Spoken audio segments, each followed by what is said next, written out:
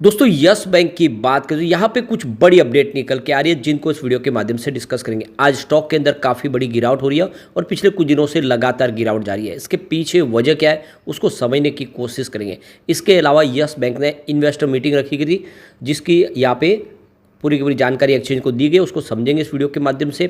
इसके अलावा yes bank ने एक नई पार्टनरशिप की है, क्या है इस खबर के मायने उसको समझने की कोशिश करेंगे।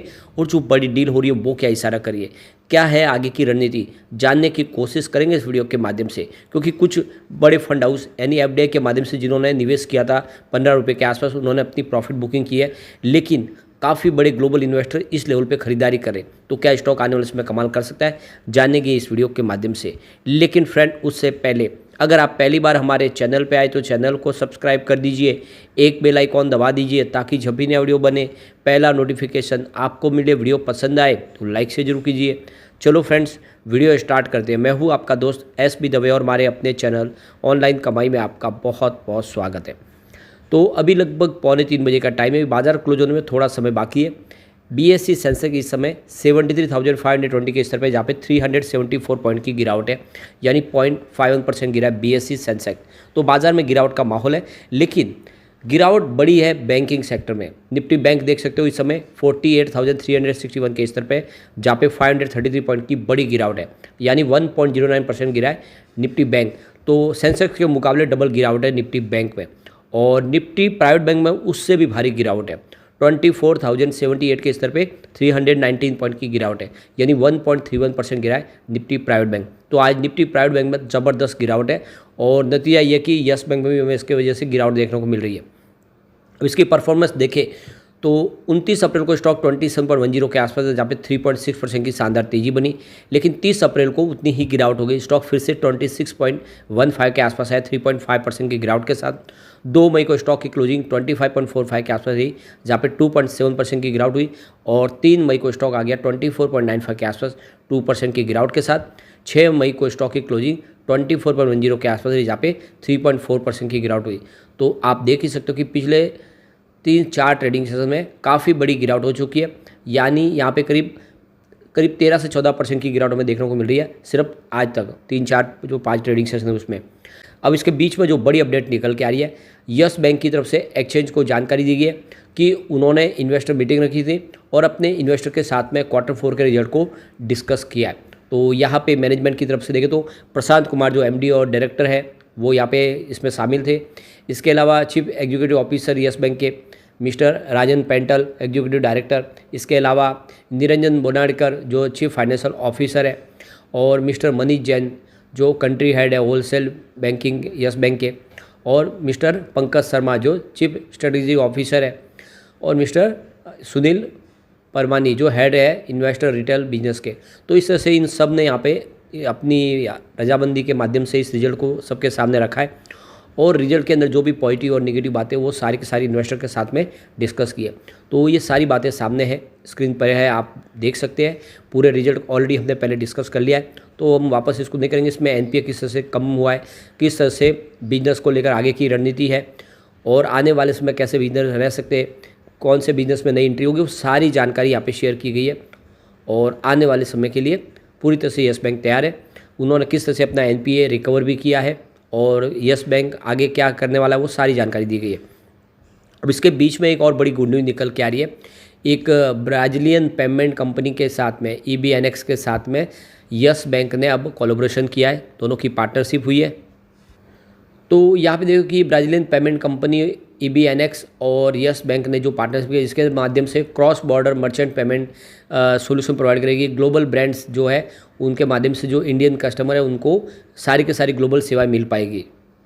तो अब इंडियन कस्टमर EBNX का सिस्टम यूज करके वो परचेस कर पाएंगे कोई भी लोकल पेमेंट मेथड के माध्यम से, यानी रुपए के माध्यम से, UPI के माध्यम से अब ग्लोबल प्रोडक्ट खरीद पाएंगे EBNX के प्लेटफॉर्म के माध्यम से। इसके लिए UPI और सारी की सारी फैसिलिटीज़ अब यस बैंक प्रोवाइड करेगा।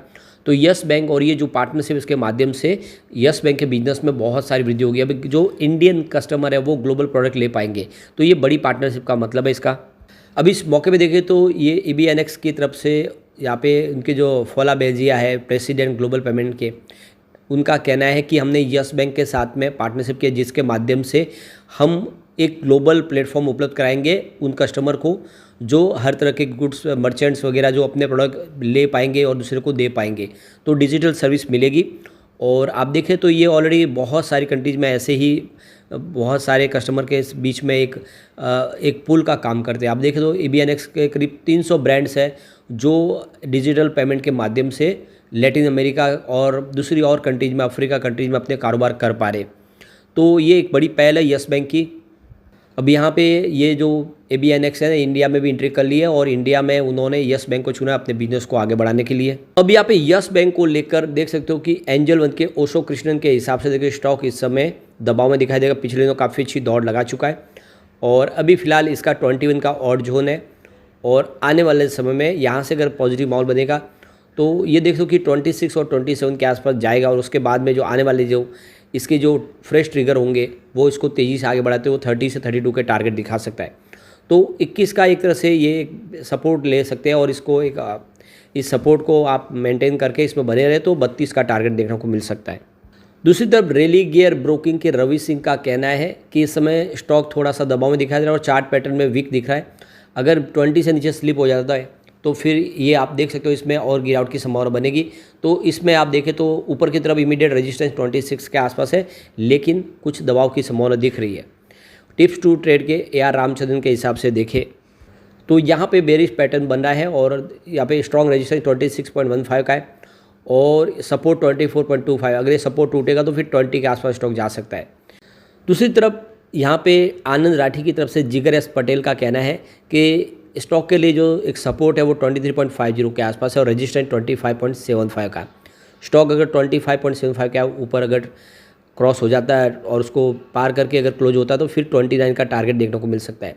लेकिन आने वाले समय में जो संभावना है वो 23 से 29 के बीच की देखने को मिल सकती है, यानी आने वाले महीने भर में स्टॉक आपको इसी रेंज के अंदर ट्रेड करता हुआ दिखाई देगा। नीचे तो 23 है और ऊपर की तरफ 29 है। तो कुल मिला के थोड़ा सा इस समय वातावरण निगेटिव बना हुआ है, ये आपको खास ध्यान रखना है। अब कुछ बड़ी डील की तरफ चलते हैं। तो यहाँ पे सुबह 9:32 पर 23.70 की प्राइस है 44,48,000 शेयरों की एक बड़ी खरीदारी हुई। फिर 9:41 पर 23.70 की प्राइस है 26,90,000 शेयरों की एक खरीदारी और हुई। फिर 9:46 पर 23.70 की प्राइस है 25,62,000 शेयरों की एक खरीदारी और हुई। उसके बाद 10:09 पर 23.45 की प्राइस है 51,80,000 शेयरों की एक बिकवाली हुई।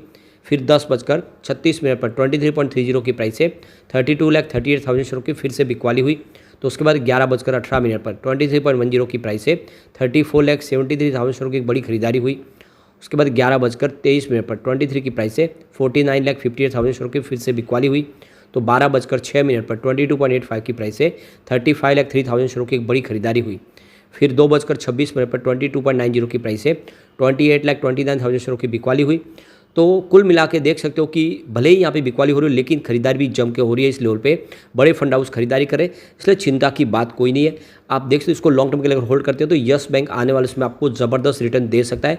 और थोड़ा सा आप देखो बाजार का सेंटीमेंट बिगड़ा हो तो स्टॉक नीचे जरूर आएगा और वैसे आपके लिए अपॉर्चुनिटी होगी डीप में खरीदारी की, लेकिन लॉन्ग टर्म के लिए निवेश जरूर करें। लेकिन फ्रेंड, कोई भी इन्वेस्टमेंट करने से पहले अपने फाइनेंशियल एडवाइजर्स बड़े ले ले या अपना खुद का रिसर्च करें, क्योंकि मैंने वीडियो आपके एजुकेशनल पर्पज़ के लिए ही बनाया। वीडियो पसंद आए तो लाइक से जरूर कीजिए और चैनल को सब्सक्राइब कर दीजिए। Thank you friend.